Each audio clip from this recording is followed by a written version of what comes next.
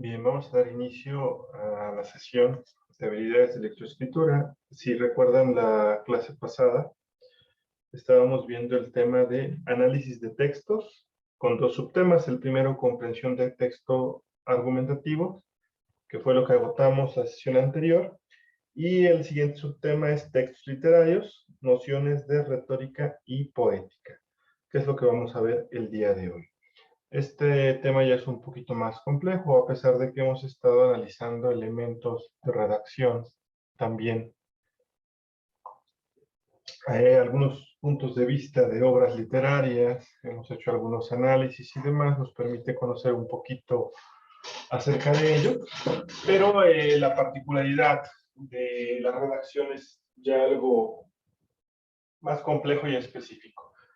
Para ello, pues también la materia de literatura, por ahí vimos la estructura de la estructura poética como tal y vimos también la métrica en literatura. Eso les va a servir porque ustedes van a componer un cuarteto o el primer cuarteto de un soneto en su producto multidisciplinario. Entonces, bien, textos literarios, nociones de retórica y poética. ¿Qué es retórica? Para hablar de retórica tenemos que remitirnos un poco al aspecto filosófico, que ustedes seguramente ya lo abordaron también en la materia de filosofía.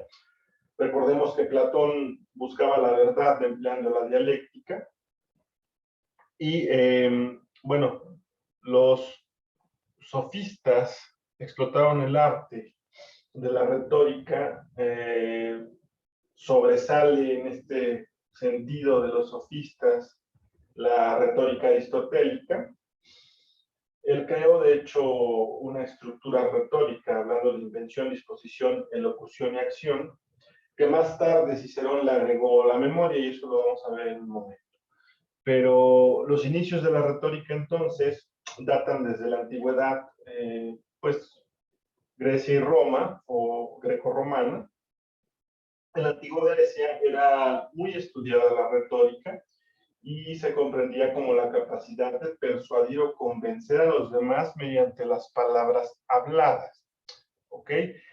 Luego también entonces en las cortes de Roma imperial tuvo su lugar la retórica y constituyó una parte fundamental de la educación medieval europea, porque ocupó un lugar esencial entre las disciplinas humanísticas,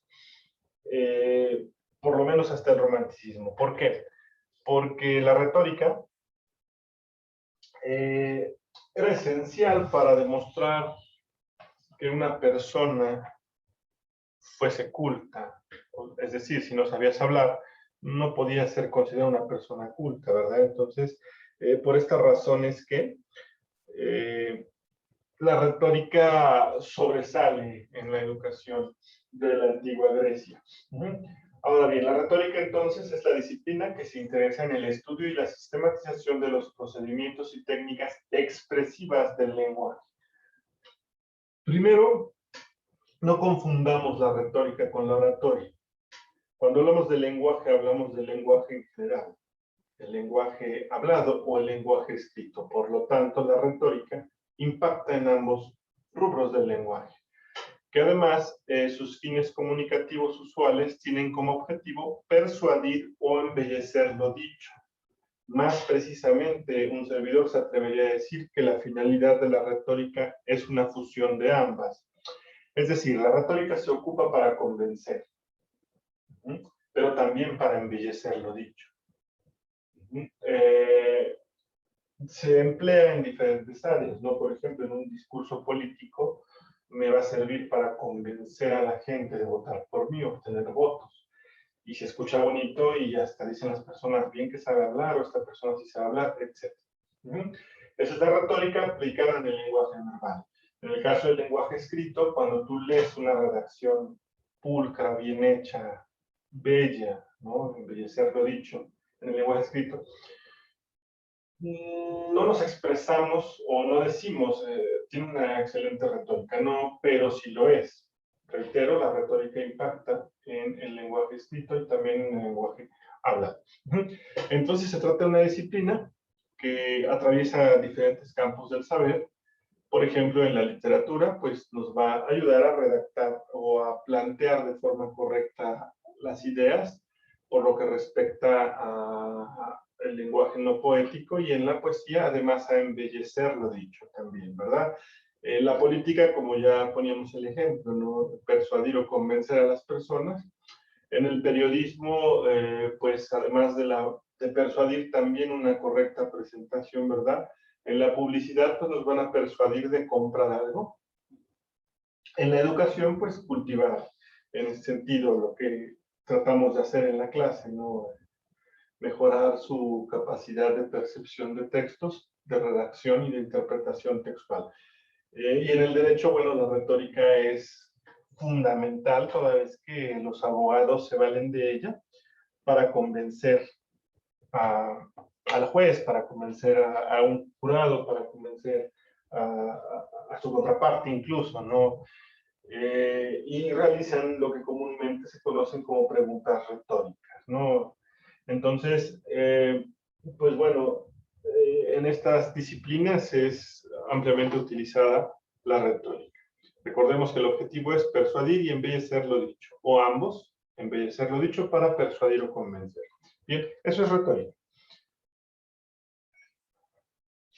Según las consideraciones clásicas de la retórica, y es lo que les comentaba hace un momento, que vienen o datan de Aristóteles, y recuerden que vimos en literatura la obra de las nubes, y en la obra de las nubes se trata de que un papá manda a su hijo a aprender con Aristóteles sobre retórica, ¿no? Un poco la escuela de los sofistas se hace presente ahí para que pueda persuadir a las personas que les debía. No sé si recuerdan esa obra, la vimos en literatura en la unidad anterior, que se llama Las nubes.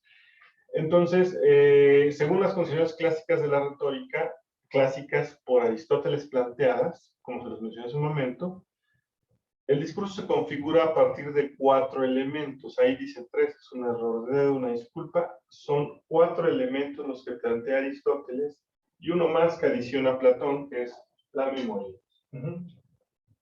Perdón, Cicerón. Uno más que adiciona Cicerón, que es la memoria. Ahorita vamos a analizar cada uno de ellos. Primero, los 4 de Aristóteles. El primero es el inventio. Es latín, significa invención, creación o construcción. ¿Qué es el inventio? La selección de los contenidos del discurso, es decir, la elección particular de los temas, la creación de ideas, el poder hacerse de los elementos o pruebas y argumentos y descartar también lo que no sea apropiado. La invención es entonces como una especie de preparación, selección, depuración de ideas. Y todo lo voy a crear a través de mi mente. Entonces, por eso se le conoce como invención. El siguiente elemento es dispositio o disposición, es latín, reitero. La organización de los elementos de la inventio en todo lo estructurado, es decir, lo que ya se prevé en la invención. En la disposición lo voy a estructurar, jerarquizar, ordenar, darle prioridad a las ideas, y eso lo hemos trabajado también en estructura de textos, organizando según la conveniencia argumental, es decir, organizando de tal forma que me convenga para que mis argumentos tengan fuerza. El fin es movilizar al otro a través de vías emocionales, racionales o morales. Es decir, ¿de qué forma voy a persuadir a mi lector? Pues, o a quien me esté escuchando, en el caso de la retórica verbal, a través de vías emocionales, racionales o morales. Por eso es importante tener una correcta disposición o una correcta estructura en mis argumentos. Bien, el siguiente elemento es el elocutio, que es la elocución. La elocución es el estilo, el caché, como dirían por ahí coloquialmente, el estilo que vamos a utilizar. Por lo tanto, se trata de la elección de los recursos lingüísticos idóneos para expresar verbalmente o de forma escrita los materiales recopilados y ordenados previamente, es decir, lo que hicimos primero en la invención. Y después ordenamos y estructuramos en la disposición, les voy a dar mi estilo, pero voy a utilizar en ese estilo los recursos lingüísticos idóneos para que esto tenga un impacto. Ello implica entonces figuras retóricas, juegos de palabras, etc. Es como la preparación de estilo, la elocución. Y el último elemento planteado por Aristóteles, que es el cuarto, es la pronunciación, que quiere decir la acción, es decir, la ejecución de mi obra.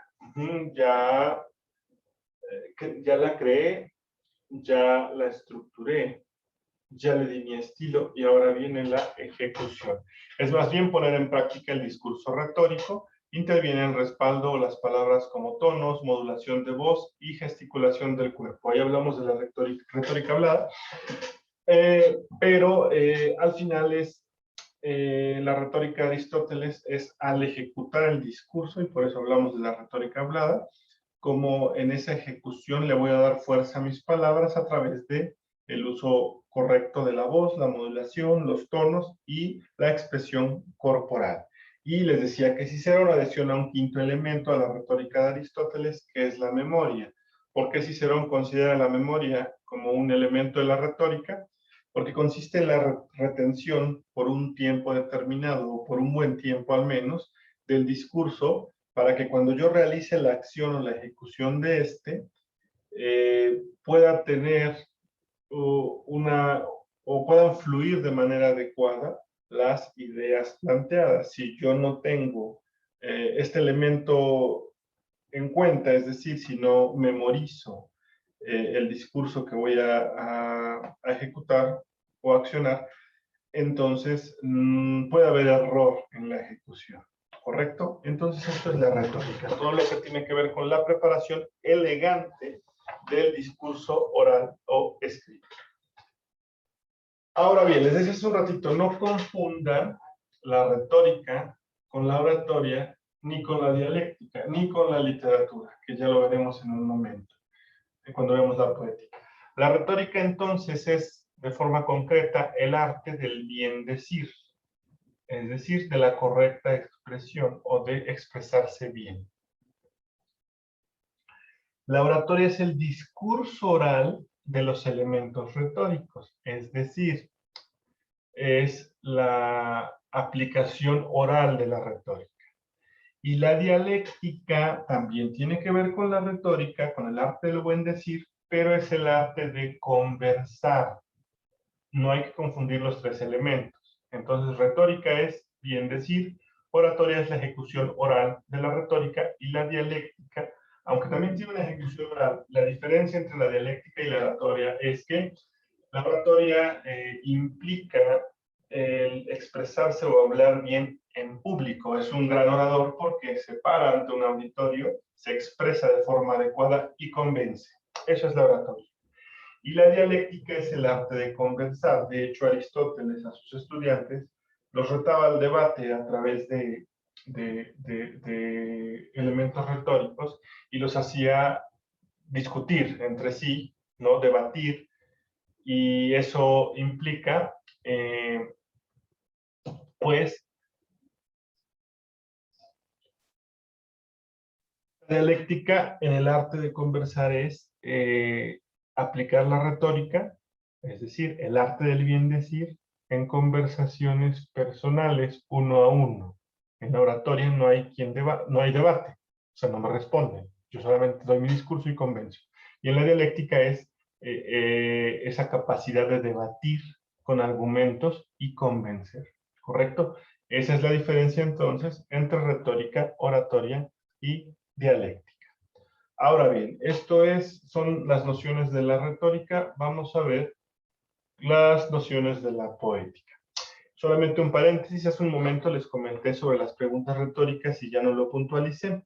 Las preguntas retóricas son aquellas que no esperan una respuesta del interlocutor, es decir, no espero que me respondan de forma literal quien me esté escuchando, sino cumplen una función expresiva, es decir, me ayudan a darle énfasis a algo. Les decía yo que los abogados las utilizamos bastante, pero sugiere una afirmación o una posición obvia como sugerida, como así dado por hecho, sin que tenga una respuesta como tal, ¿no? Un ejemplo, ¿no? En el sistema inglés, cuando le preguntan al jurado, entonces deberíamos permitir que el acusado se salga con la suya, ¿no? La fiscalía, ¿no?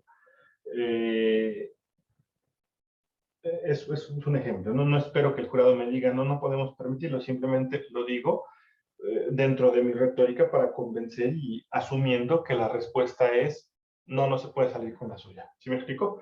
Bien, esa es una pregunta retórica. Ahora bien, la poética. La poética pues también data de una obra de Aristóteles, en la cual él hace como un análisis o pretende hacer un análisis de todos los géneros literarios. Y bueno, en esta análisis no se recupera la totalidad con el paso del tiempo y se queda como a medias esta obra de Aristóteles en la cual ya no llega a analizar, o al menos no se cuenta con esa parte, los elementos de la comedia, pero sí hace un análisis completo sobre los elementos de la tragedia. De ahí viene, pero la poética en sí no es solamente una obra de Aristóteles, sino también es la función que tiene el lenguaje. Dice, la función poética del lenguaje, conocida también como función estética, o sea, poética o estética, ocurre cuando el discurso tiene un propósito estético, embellecedor. De modo que las formas de enunciación adquieren un alto grado de importancia, es decir, la poética es una expresión fina estética, que tiene elementos de forma rigurosos, les anticipo. Bien, esto significa que el centro de la función poética está en la forma del mensaje más que en privar sobre el contenido. Le imprime mayor significación y contundencia. ¿Qué quiere decir esto? El centro de la función poética está en la forma del mensaje, pero les decíamos cuando hablábamos de elementos de fondo y forma, ¿no? ¿Cuál es más importante uno u otro? En la función poética pudiera parecer que la forma es más importante, y de alguna forma sí, porque tiene reglas específicas. Pero dice aquí que más que privar sobre el contenido, es decir, más que quitarle mérito al contenido, le imprime un mayor significado y contundencia, es decir, la forma estética de la poética no implica que no tenga, o sea, que la forma no va a evitar que tenga un fondo. Al contrario, la forma estética le va a dar más fuerza, más significado y más contundencia al fondo. ¿Sí queda claro? Entonces, bien, no está peleada la forma con el fondo. En conclusión, entonces, es la destreza, arte o habilidad de escribir o componer poemas o cualquier obra o composición literaria. Esta acepción se le conoce como poesía. Disciplina o especialidad que ocupan los principios y las características de la poesía, es decir, la expresión poética tiene que ver con la habilidad de escribir poemas u obras de composición literaria. La retórica es general y la poética se especializa o se especifica en la destreza o habilidad de componer poemas u obras literarias. Bien. ¿Cuáles son los elementos de la poesía? Llamamos poesía a la literatura escrita en verso. Un texto poético está formado por las siguientes unidades: verso, estrofa, poema. ¿Qué es el verso? El verso es cada una de las líneas, y también lo comentamos en literatura. Cada una de las líneas de un poema es un verso, o sea, un renglón, como decimos coloquialmente, o una línea, es un verso y necesita de otros versos para poder comunicar. La estrofa es un conjunto mínimo de versos que contiene una serie de elementos sujetos a ritmo, dependiendo de la complejidad de la composición, pero las estrofas pueden ser de 2 versos, 3 versos, 4 versos, 5 versos, 6 versos, etc. En el caso del soneto, que es lo que ya vimos en literatura, tiene 2 cuartetos, o sea, 2 de 4 versos, y 2 tercetos, o sea, de 3 versos. ¿Sale? En total, dijimos, son 14 versos. Y el poema es la unidad mayor con mensaje completo cuyos componentes están sujetos a un ritmo. La unidad mayor porque el poema está completo, está compuesto ya por la composición completa de versos y estrofas. ¿Sale? Esos son los elementos de la poesía. Bien, los versos, según su medida, se pueden dividir en dos grandes grupos, de arte menor o de arte mayor. Los versos de arte menor son aquellos que tienen menos de 8 sílabas, es decir, una línea que tiene 8 sílabas o menos, se considera un verso de arte menor. Y aquellos que tienen más de 8 sílabas, es decir, 9 sílabas o más, son considerados los versos de arte mayor. Vuelvo a poner el ejemplo del soneto porque ya lo analizamos en literatura. Son endecasílabos, son 11 sílabas por verso, por lo tanto, un soneto se considera de arte mayor. Ahorita vamos a ver los ejemplos. Mira, tenemos aquí la redondilla de Sor Juana Inés de la Cruz. Esta es una composición poética de arte menor, porque si ustedes observan sus versos, por ejemplo, a la mujer sin razón, a la mujer sin razón. 7 sílabas, ¿vale? Entonces, estas líneas son de menos de 8 sílabas. Por lo tanto, se considera, como lo habíamos mencionado, de arte menor. Los de arte mayor, todos los sonetos que son endecasílabos, es decir, cada verso tiene 11 sílabas, son considerados de arte mayor. Y aquí tenemos otro ejemplo también de Sor Juana Inés de la Cruz. Al que ingrato me deja, busco amante. Si contamos las sílabas, al que ingrato me deja, busco amante. Son 11 sílabas líricas, 13 sílabas gramaticales. Eso también ya lo mencionamos en literatura. Pero bueno, para no perder el contexto y no me digan, profes, que son 13 sílabas. Bien, aquí tenemos una unión silábica, busco y amante, termina en vocal, empieza en vocal, y aquí otra unión silábica, que ingrato, ¿sale? Así es como restamos las dos sílabas y cuadra la métrica a endecasílabas, 11 sílabas líricas. Lo vamos a volver a mencionar, pero ya lo vimos en literatura, para no perder como el hilo, ¿sale? Bien, entonces, ahora, ¿qué tipos de rima existen dentro de la poesía? Hay 3 tipos de rima, y el tercero pues no es rima, pero se consideran 3 tipos de rima. La rima consonante o total, si desde la última sílaba acentuada riman vocales y consonantes, es decir, que toda la sílaba rima, tanto vocal como consonante. Y la rima asonante o parcial, si desde la última sílaba acentuada solamente riman las vocales.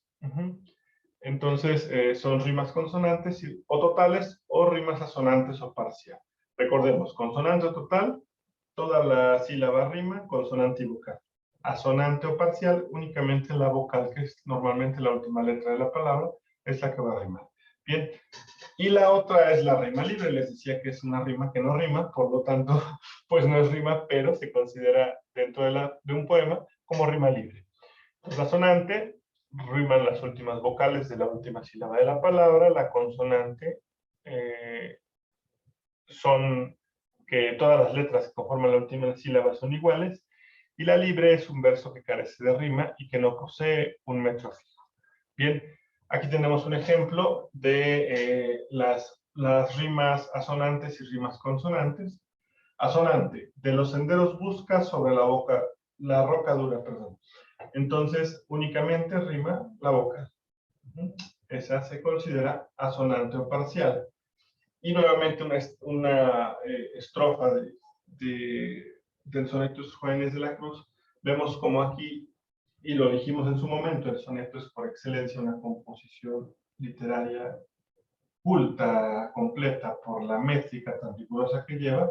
Vemos cómo rima la última sílaba completa. T rima con T, ta rima con ta. Incluso por ahí si checamos, hay letras antes que todavía forman parte de alguna manera de la rima, pero bueno, basta con que la última sílaba rime en su totalidad. En esta caso hablamos de T y ta. ¿Sale? Esos son los tipos de rima. Ahora bien, retomando lo que comentamos en literatura, porque ya lo dijimos, hay 4 aspectos a considerar en las sílabas líricas y se les conocen como licencias métricas. Así como hace un momento en el ejemplo del soneto de Sor Juana Inés de la Cruz, se hizo una adecuación para cuadrar la métrica a endecasílabos, 11 sílabas líricas. Hay que tomar en consideración que si la última palabra del verso es una palabra aguda, es decir, su sílaba tónica es la última, y se acentúa si terminan en ese vocal, ejemplo ratón, se le va a agregar una sílaba lírica.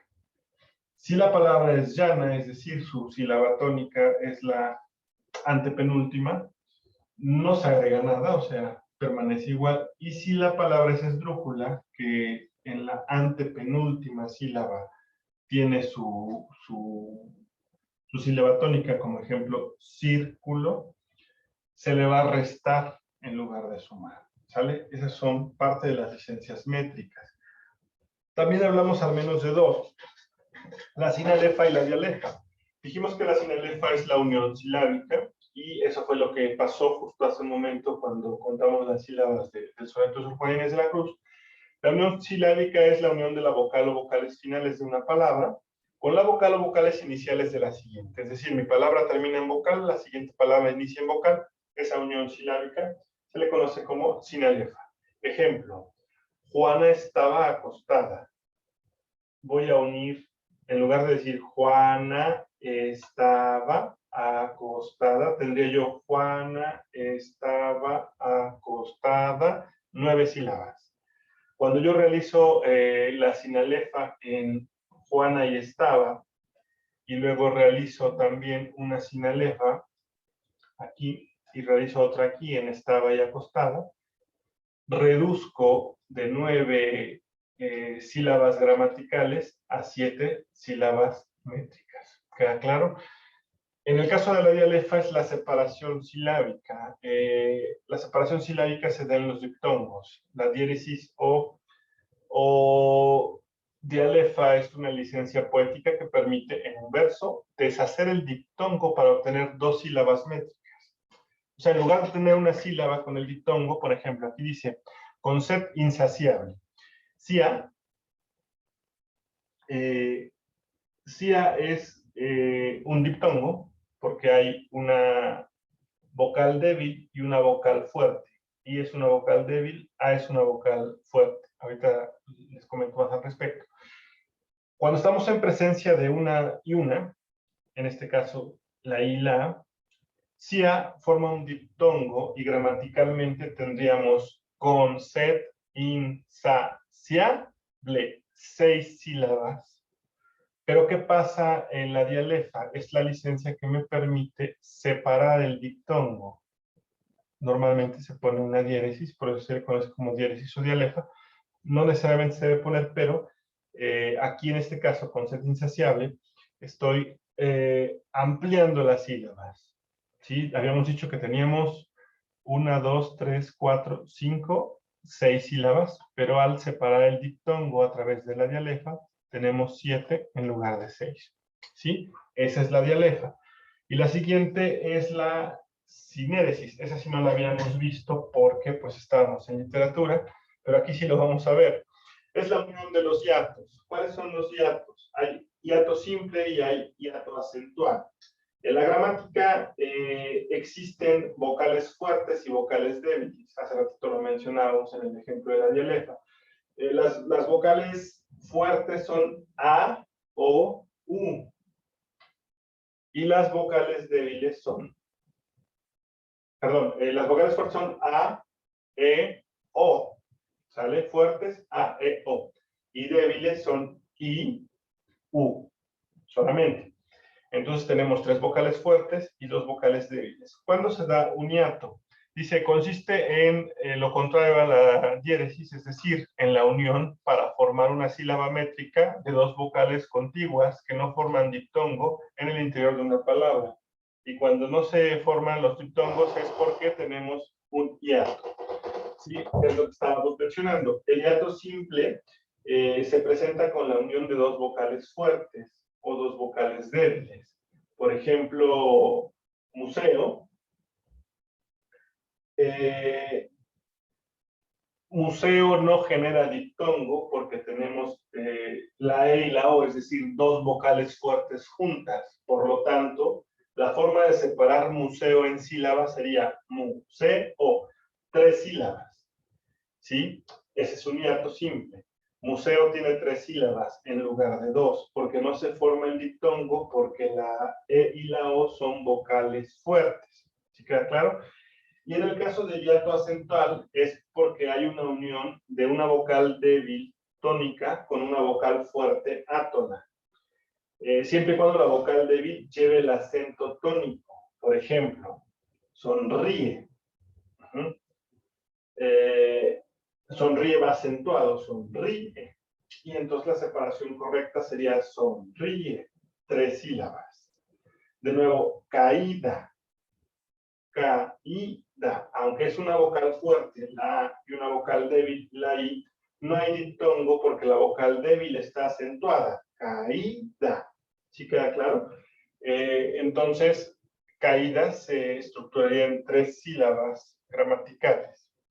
En el caso de la sinéresis, me permitiría reducir esas 3 sílabas gramaticales a solo 2. Aquí hay un ejemplo. De nocturno faetón, carroza ardiente. En el caso de la palabra faetón, que es donde se da la sinéresis, faetón es una palabra que también se divide en 3 sílabas, fa-e-tón, porque tiene la vocal A y la vocal E juntas, que son vocales fuertes, como ya se dijo, ¿no? Y es una palabra aguda. Entonces, se produce un hiato entre las vocales A y E de las sílabas fa y E, faetón, porque la vocal es abierta, o más bien porque ambas vocales son abiertas o son fuertes, vocales fuertes, ¿no? La A y la E. Por lo tanto, se tendría que separar y la palabra faetón sería 3 sílabas, fa-e-tón. Sin en cambio, la licencia métrica me permite unirlo como si fuese un diptongo válido y reducir una sílaba. Si se dan cuenta, obviamente son algunas cuestiones específicas ya más complejas de la redacción poética y bueno, pues valía la pena poder mencionarlo y retomarlo como lo mencionamos de forma un poquito más rápida en literatura cuando vimos el soneto. Ahora bien, entonces, por ahora hasta aquí vamos a llegar. Con esto estaríamos finalizando las nociones de retórica y poética. Y bueno, gracias por su atención. Continuamos con el siguiente tema en la próxima clase.